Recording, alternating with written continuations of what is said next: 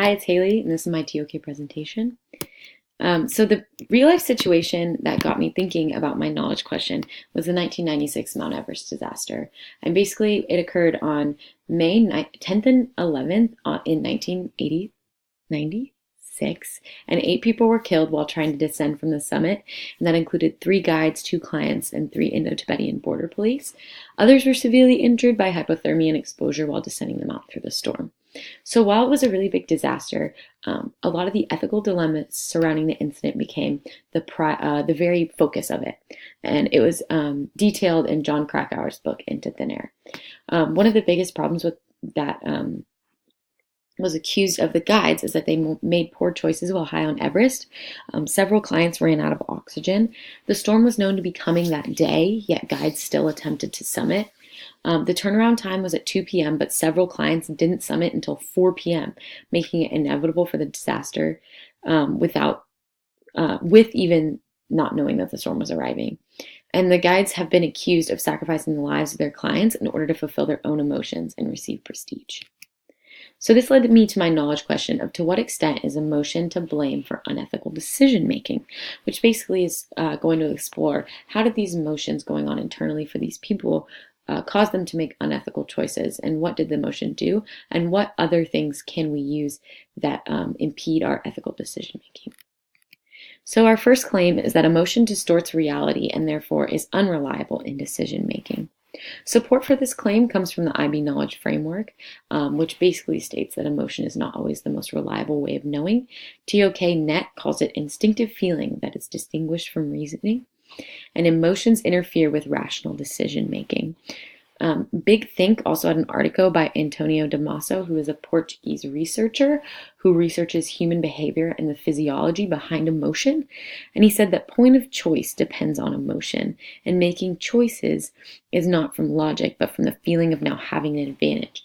Which leads me into my first example, that lawyers and negotiators use emotion rather than logic to extract the deal or outcome that they want. So this goes back to the fact that you now have that advantage. So because you were able to get that advantage in the situation, the lawyer or negotiator wants to think that you're getting the advantage, and they get the deal or outcome that they want by manipulating your emotions. The second way to look at this is the trolley problem. This was a made-up experiment by Joshua Green, and he used it for one of his experiments. And he said, would you rather kill 5 people in the trolley or 1 person who's on the tracks? And it's the ethical dilemma. And he concluded through his experiment that emotions are essential to decision making. However, they can impede accurate judgment or sway an individual's choice to a direction they wouldn't normally go. So what this means is that because of the situation and the emotions that arise from being in that situation, your choices are different than what you would normally be in a normal repressed state. He also came out with the dual process theory, which is something that he researched. It was manual thinking versus automatic responses. And manual thinking means it's logical, thought out, slow. And automatic responses mean it's emotional, fast, and effortless. It's things you do in that moment. So the connection to the Mount Everest disaster is basically mostly to the guides. And when being a guide, the main goal is to get all the clients to the summit and back down alive. However, getting them down safely should be more important than getting them to the top in terms of ethics. So their emotional drive for success leads them to make quick and emotional choices that are displayed by that trolley car example because of the quickness and the having to make that ethical choice right in that moment. Some things that they did were not turning around past the cutoff time, so allowing customers to summit even though they weren't really able to. And they also let inexperienced and untrained clients make a bid for the summit when they hadn't previously been able to make high altitude climbs. So because of the want for money and prestige of getting people to the summit, they were taking inexperienced people to the summit, which caused more of a problem. Also, pride in their image and their emotional attachment to success forced them to put others in danger instead of acting in an ethical manner. So because of the internal emotions and feelings that they had of pride, they wanted to get the most clients to the top and get themselves to the top, which allowed them to make unethical choices to get people to the top, like letting them go past the cutoff time. So the connection to the knowledge question is that emotion has a large impact on choice making in a negative way in all these examples. And the claim that emotion affects and makes unethical decisions is very supported in John Krakauer's book Into Thin Air. This is the commonly held view that they made unethical choices because of their prestige and pride in getting to the summit. And learning about this claim shows that emotion can affect our decision making in stressful situations to a larger extent than other ways of knowing. So instead of logic, reason, language, all these other ways of knowing, emotion is definitely heightened because it's that innate feeling in that moment rather than having time to look at it. A second claim we're going to look at is the situation and circumstances at hand cause poor choices, not emotion. So what that means is the situation that's around you makes your choices poor, not the emotion inside of you. Support for this claim comes from the TOK framework, and it says that impeded sensory perception can cause irrational behavior, and our senses can lie to us.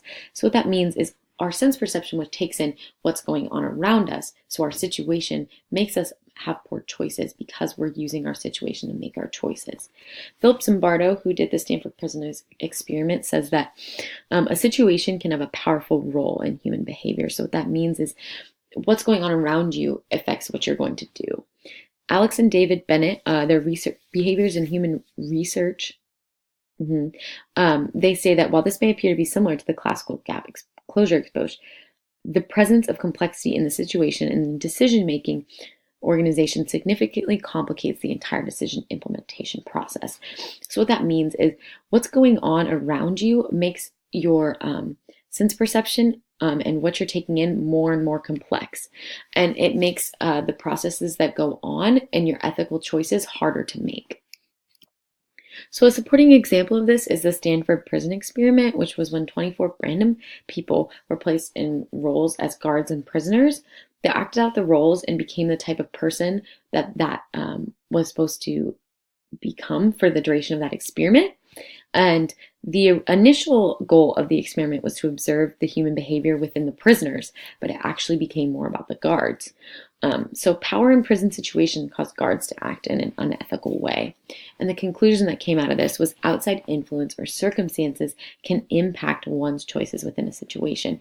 So because of the situation you're in and what you're perceiving and what you're doing, that makes you make more unethical choices and makes your choices impeded because your situation is different than your normal daily life. So the connection to the Mount Everest disaster in this one is that the extenuating circumstances that are linked to your sense perception, such as elevation, oxygen, freezing weather, impending storm, pain, lowered mental capacity from the death zone, so the death zone is above a certain elevation, your body's literally dying. All these circumstances lower your sense perception because you're unable to function as a normal human due to the fact that you're dying every step that you take. And all these circumstances could have led the guides to execute poor choices while on Mount Everest.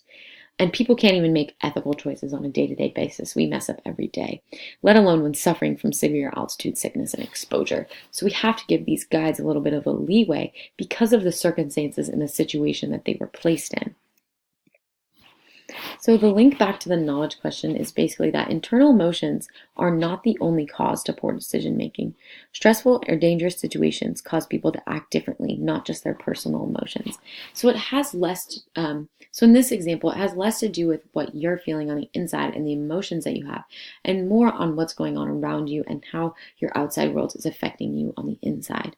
And learning this helps support the idea that ethical issues never stem from black and white situations. All situations have several factors that lead to their downfall. And the internal ways of knowing, intuition, emotion, and reason are not the only factors to blame when poor choices are made. Sense perception also has a really big role in what our choices reflect.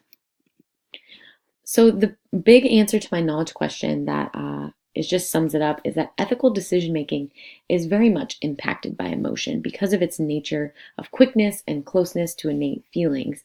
What's going on inside you definitely reflects into your choices because the emotions are so high in what you're doing in that small situation. However, the issue obviously is not black and white. Stressful situations make humans act differently than their normal behavior, and our sense perception can lie to us and make our situations different than what we perceive them as. And the complexity of a situation makes ethical decision making even more difficult. Some implications that come out of this is that we cannot rely on our emotions or senses when making ethical choices, and we cannot assume that individuals will make the correct ethical choice when dealing with an emotionally stressful situation, like the Mount Everest climbers. They were in a terrible situation, and we can't put the blame on them when they could barely make choices. In hindsight, it makes all of the issues very visible. However, when the actual situation, choices that are made are done in the best interest of the current moment. They're doing all that they can, even though it may not be the best choice in hindsight.